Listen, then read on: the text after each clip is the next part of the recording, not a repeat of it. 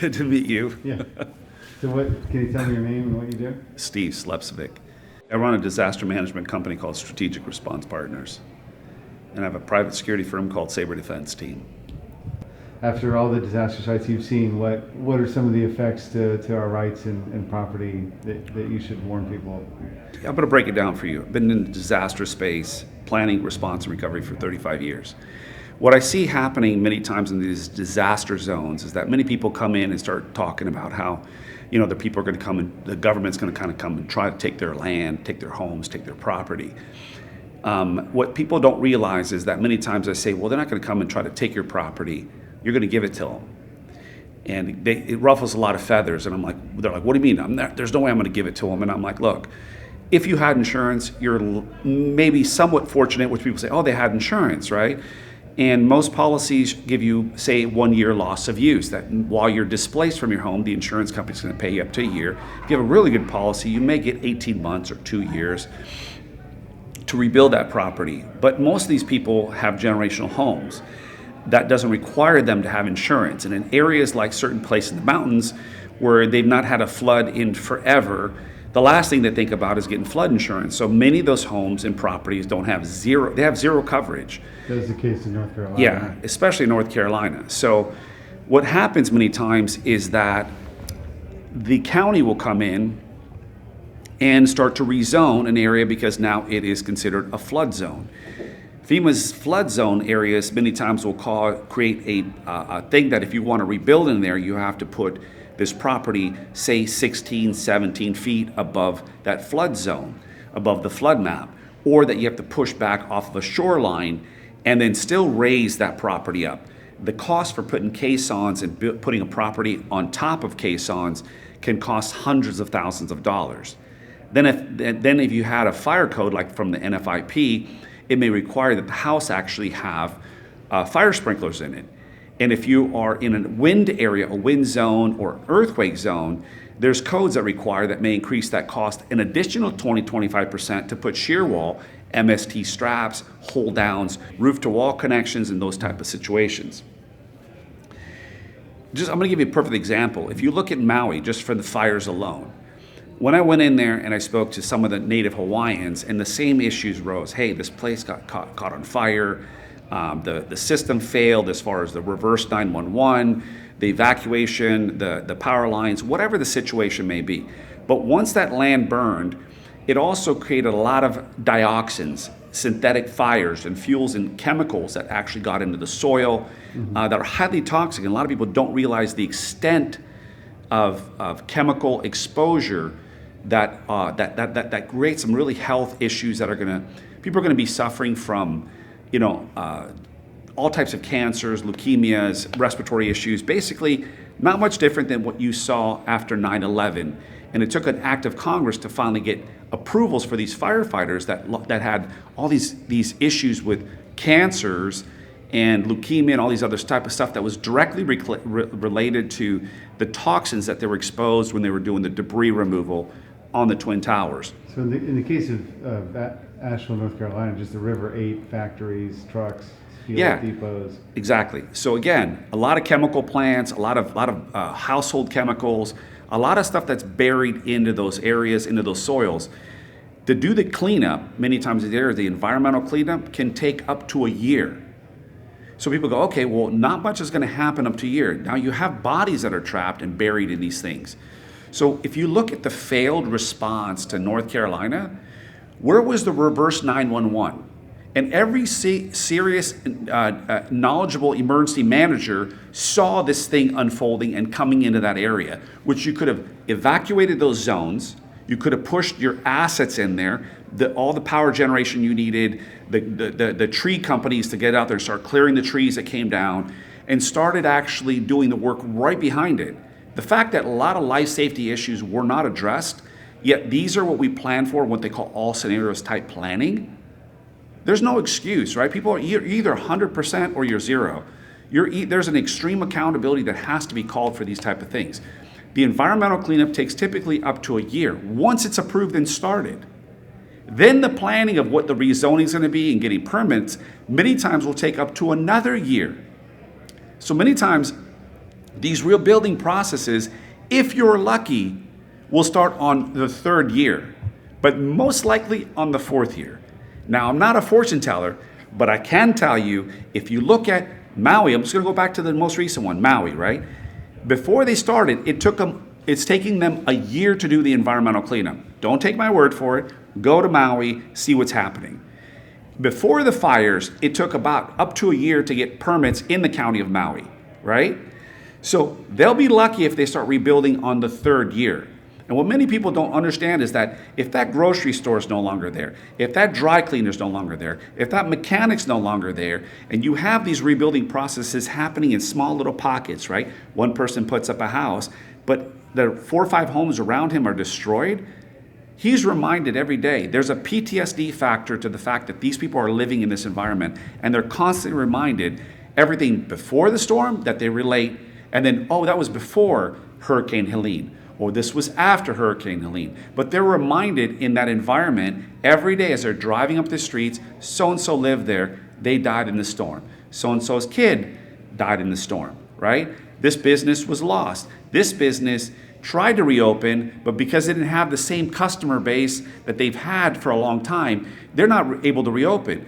Who cares if they had insurance and they had business interruption? That business interruption ran out after a year, right? But they could never bring that clientele back. Those businesses leave that community. The fabric is destroyed. So many times when these businesses leave and these homeowners don't rebuild, people go, well, why? Because it doesn't work for them anymore. When they don't have a place to go work at that diner, at that mall, their business was destroyed. So what they do is they relocate from that impact area because they don't want to be like, oh, that could have been a 1,000-year storm. But what happens if this thing happens again and again and again, and that 1,000-year storm becomes an every-year storm? People don't want to stay there. So what do? They just sell their properties. They give up their properties. So when people say, hey, the government's going to take you, you may lose part of it, especially if a town was completely wiped out. Like Chimney Rock? Like Chimney Rock, where the county says, hey, we're not rebuilding. It doesn't make sense. There's going to be a river running through it for whatever reason. And I'm not going to get into the climate change debate, or is it HARP, or is it cloud seeding, or whatever else. That's not my space. My space is the disaster planning, the response, and the recovery. And what I see consistently happening, and you can go back to Malibu and how they handled the Woolsey fire. What was successful, and it took many of them to start rebuilding, took them 4 years. This is California. And they were successful because there was a group of attorneys and homeowners that have the resources and the capabilities that created a coalition. And they got so synced up to work against the county and come to the county as to speed up the processing, the permitting process, to get their properties up and running so they could rebuild in those areas. And it took many of them up to 4 years to start rebuilding. How do I know? Because I've handled over 100 homes for private clients during those wildfires in Malibu. And I still live in Southern California, San Diego. And my sister, the next door neighbor to her house, just started building. And another family member, their next door neighbor that burned right next to their neighbor's house, started rebuilding about 6-8 months ago. So can you explain in brief what your company primarily does? Is that you go to the places ahead of time? Yeah, so in the disaster planning for it, the business that I do, I go in there and I do a lot of planning throughout the year for critical infrastructure. Your hospitals, your private airports, some municipalities, logistics centers, infrastructure that cannot go down in a disaster zone. So not only do we plan, but in most disaster zones, especially hurricanes, once the winds hit 45 miles per hour and greater, EMS and law enforcement stand down. We push our paramedics and our private security into those buildings, including standing up fuel cells, temporary power generation, backup power generation if there's a generator in the building, generator mechanics, structural engineers, mechanicals. Our job is to bring a team in and keep that facility alive and beating. So if it's an assisted living facility or a hospital that can't go down, our team assists in the entire management so this hurricane's passing at ground zero. If they're not evacuating that building, we're basically keeping that structure intact. If the roof comes off, we've got shrink wrap crews underneath that roof system to make sure that the swales are there to prevent the building from shutting down. And because there's a lot of people on critical life support. right? In those type of situations. What happened in Hurricane Helene, when we pulled into it, we showed up at a private airport, and that airport had a small group of pilots, and literally within 1 hour of when we got there, these people, some were pilots, some were not, they were trying to stand up a rescue and recovery type operation, literally left. A few key pilots that actually were the ones that said, hey, we need help here. They don't know what they're doing here. My helicopter pilot stepped in with another amazing guy, and they stood up the entire air operations, created marshals on the airfield so that we were actually, some guys couldn't fly very well, some guys were excellent pilots, but being able to marshal and safely show these guys how to land on either side, what part was leaving which direction. And then the medical director was issuing us with, giving us oxygen tanks, insulin, all types of stuff to deliver to the volunteer fire departments. And so the very initial part of it, there was no comms out there. And on these flights, we were bringing Starlinks. We had Starlink engineers in the back of the helicopter to be able to make sure that they were not just in there, they were setting them up, and they were creating a grid on the mountain. So that was a humanitarian effort on that part, because I saw where that need was not being filled. And I've always lived by a code. It sits on my desk, and it says, if it is to be, it is up to me. It's etched in metal. If it is to be, it is up to me. And I always say to my team, if it is to be, it is up to me and my committed action. Because I could be about all I want to do, but if I don't take committed action and just step into that moment to moment to moment, I didn't know how extensive the need was going to be. I just knew spiritually that there was a need. Show up, we'll figure it out when we get there. And with my amazing team of first responders, these guys are the best of the best of the best that just lean in and just go the distance every time.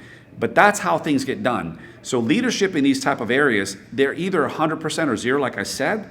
They're either about extreme accountability and they show up and they get stuff done, and it's a moment-to-moment type situation. So what advice would you give to people who live in one of these disaster areas that are facing these hardships? So what can people do that are in these disaster-prone areas? I always say create a committee before.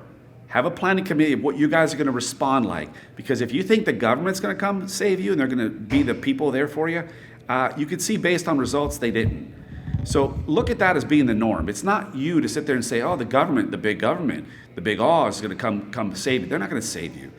Create a community, a disaster planning and response community. Choose people that are going to be present and that have a background in this type of stuff, right? Because most of these guys, when their wife grabs them by the ears and says, you're evacuating, right? And then where's your team? So know that you have the people that are going to be bottom line in those type of stuff. Create a community that is going to be also part of your community on the recovery side of it. I can't tell you the importance, because you all have a common interest to rebuild your properties, restore your communities, and bring the entire community together, from the hospitals, the urgent care facilities, to the churches. All faiths, you guys are all one in those areas of recovery. Set your differences aside, and I promise you, if you do that, you will have a much greater success in rebuilding your community and going to the counties and the government with, this is our plan. You understand? If you don't come to them with a plan, they have a great plan for you. And it may not be the one you like, but if you're singled out one at a time, it's easy for them to break you and take your legal challenges on one at a time. But if you get a collective force, that's powerful. And the communities that have recovered have been the ones that have actually come together as what we say in my industry, move as one heartbeat, one breath. And if you can sync everybody on those two terms, you will be very successful in your recovery and you will flourish. And then the cool thing about it is you can come back to the world and say, hey, this is what we went through. And on your anniversary, you're not the one who plays the victim. We got hit and we play the victim. No, don't be that. We have not only recovered, but we have excelled.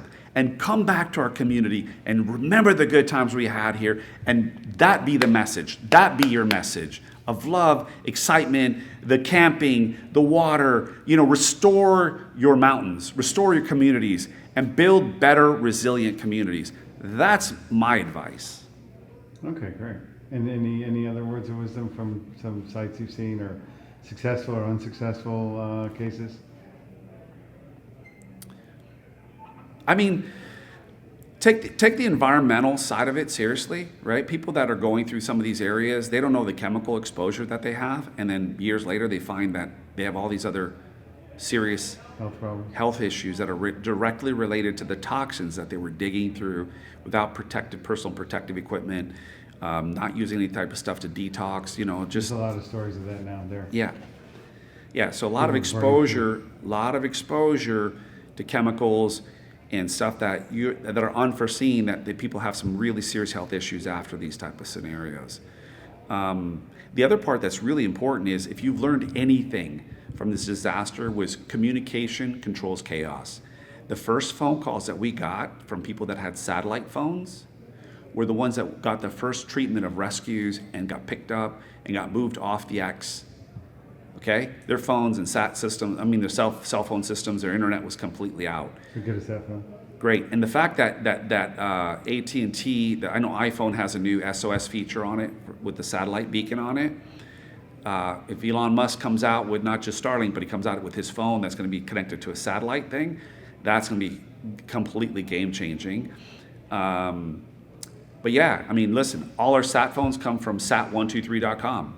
I don't get paid by them, but they've been a great supporter in providing first responders with phones. So that should be in your apocalypse kit? Yeah, that should be in your disaster kit, because, and the funny thing is, it's not funny. I have my sat phone.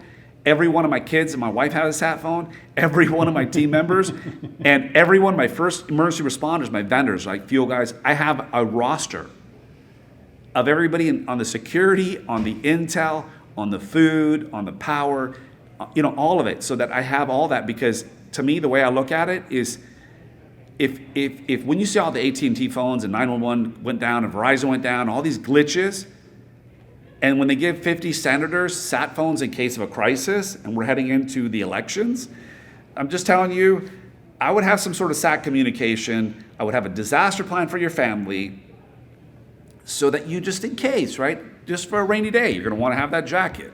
So yeah, prepare accordingly. Yeah. Don't live in fear. Don't live in fear ever. Live in a spirit that nothing changes, and your communities or your areas will never be impacted. But be prepared as if they were. And don't be that person who becomes one of the statistics that doesn't survive simply because you couldn't communicate. You can find me at srp24.com. If you want to see some of the stuff that we've done in the past, testimonials, you can go to YouTube, type in Strategic Response Partners. We're mission-driven, spirit-led. We're here to serve and do the right thing. Our time is short.